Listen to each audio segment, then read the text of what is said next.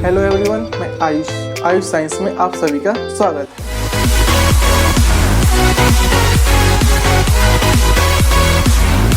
आज हम स्टार्ट करने वाले हैं CBSE क्लास 10 साइंस का फर्स्ट चैप्टर है केमिकल रिएक्शंस एंड इक्वेशंस। तो चैप्टर की स्टार्टिंग में सबसे पहले हम बात करते हैं चेंजेस की। आप ये तो जानते ही हैं कि हमारे आसपास लगातार चेंजेस चलते ही रहते हैं।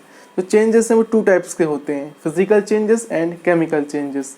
तो सबसे पहले हम बात करते हैं फिजिकल चेंजेस की कि आखिरकार फिजिकल चेंजेस होते क्या हैं।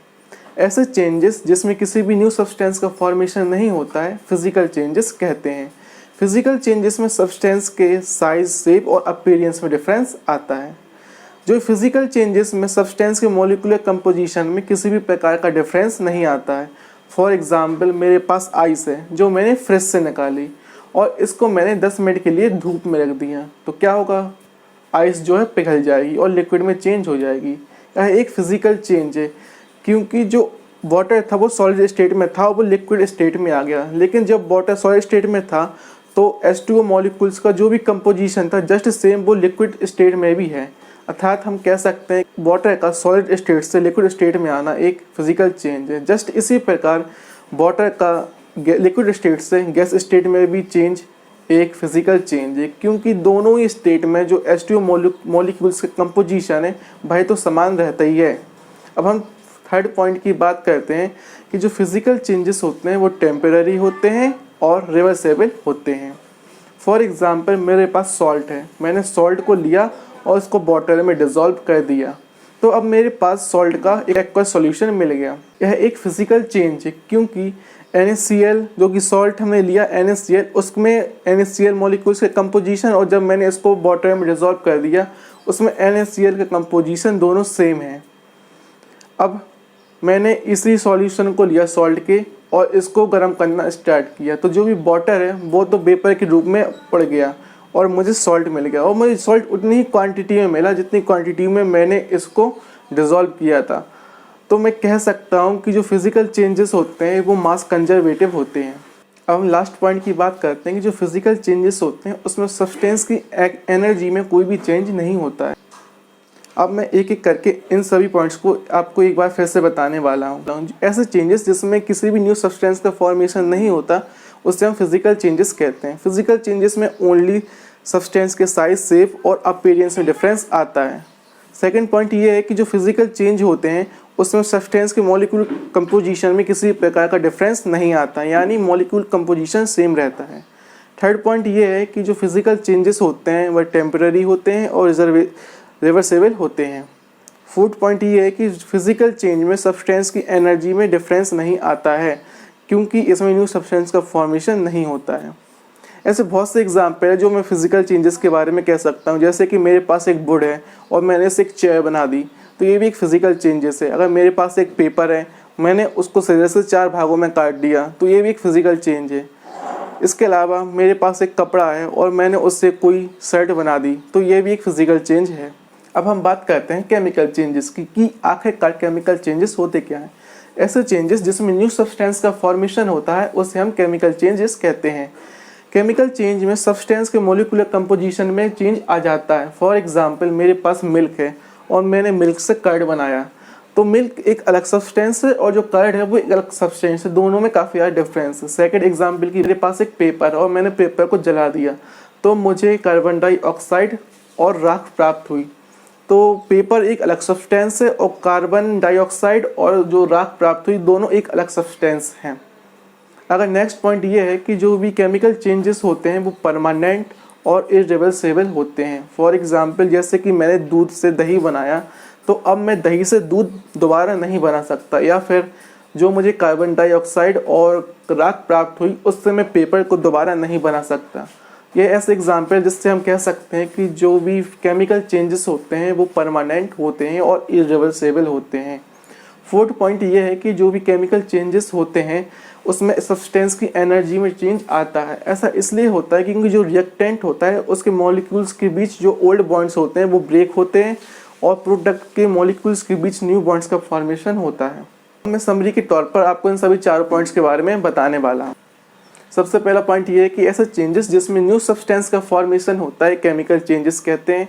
केमिकल चेंजेस जो होते हैं परमानेंट होते हैं, इरिवर्सिबल होते हैं। केमिकल चेंज में सब्सटेंस के मॉलिक्यूलर कंपोजिशन में चेंज आ जाता है। गुड पॉइंट ये है कि केमिकल चेंज में सब्सटेंस की एनर्जी में डिफरेंस आता है। ऐसा रिएक्टेंट से प्रोडक्ट बनने के कारण होता है। जब भी कोई केमिकल चेंज होता है तो हम कह सकते हैं कि ये केमिकल रिएक्शन हुई है। चलिए अब हम बात करते हैं नेक्स्ट एंड इम्पोर्टेंट टॉपिक की, जो कि केमिकल रिएक्शंस की। आखिरकार केमिकल रिएक्शंस होती क्या हैं? अगर मैं आपको सबसे सिंपल और इजी वे में बताऊं तो केमिकल रिएक्शन एक ऐसी प्रोसेस होती है जिसमें दो सब्सटेंस आपस में इंटरेक्ट करके न्यू सब्सटेंस का फॉर्मेशन करते हैं। मैं आपको इस एग्जाम्पल के तौर पे बताता हूँ जिसमें आपको और अच्छे से समझ में आएगा। फॉर एग्ज़ाम्पल मेरे पास हाइड्रोजन और ऑक्सीजन है। ये दोनों आपस में इंटरेक्ट करके वाटर बनाते हैं। या फिर सेकंड एग्जांपल, मैग्नीशियम रिबन को जब हम जलाते हैं तो यह वायु में प्रेजेंट ऑक्सीजन से रिएक्ट करके मैग्नीशियम ऑक्साइड बनाता है। या थर्ड एग्जांपल, जब हम नाइट्रोजन की रिएक्शन हाइड्रोजन से करवाते हैं तो हमको अमोनिया मिलता है। ये बेस्ट एग्जांपल है केमिकल रिएक्शंस के। जब कभी भी हम केमिकल रिएक्शंस की बात करते हैं तो तब हमेशा दो टर्म का यूज़ हमेशा होता है, एक रिएक्टेंट एंड सेकंड प्रोडक्ट। तो सबसे पहले हम बात करते हैं कि रिएक्टेंट होते क्या हैं। ऐसे सब्सटेंस जो कि केमिकल रिएक्शन में यूज़ होते हैं उसको हम रिएक्टेंट कहते हैं। जैसे कि फर्स्ट एग्जाम्पल में हाइड्रोजन एंड ऑक्सीजन यूज़ हुए हैं तो ये रिएक्टेंट है। सेकेंड एग्जाम्पल में magnesium and oxygen chemical reaction में यूज़ हुए हैं तो ये भी रिएक्टेंट है। एंड थर्ड एग्जाम्पल में nitrogen and hydrogen chemical reaction में यूज़ हुए हैं तो ये भी रिएक्टेंट है। अगर हम डेफिनेशन की बात करें, substance which take a part in a chemical reaction is called reactant. अब हम सेकेंड टॉपिक की बात करते हैं कि प्रोडक्ट क्या होते हैं। प्रोडक्ट ऐसे न्यू सब्सटेंस होते हैं जो कि केमिकल रिएक्शन में बनते हैं। जैसे कि फर्स्ट एग्जाम्पल वाटर एक न्यू सब्सटेंस है जो कि केमिकल रिएक्शन में बना है तो इसको हम प्रोडक्ट बोलेंगे। सेकेंड एग्जाम्पल में मैग्नीशियम ऑक्साइड प्रोडक्ट है क्योंकि ये न्यू सब्सटेंस और केमिकल रिएक्शन में फॉर्म हुआ है। इसी प्रकार अमोनिया भी एक प्रोडक्ट है। अगर हम डेफिनेशन की बात करें तो new substance formed after a chemical reaction is called product. चलिए अब हम बात करते हैं नेक्स्ट टॉपिक की, जो कि है केमिकल इक्वेशंस। इस टॉपिक को मैं एक बड़े मज़ेदार एग्जाम्पल के साथ आप सभी को बताता हूँ।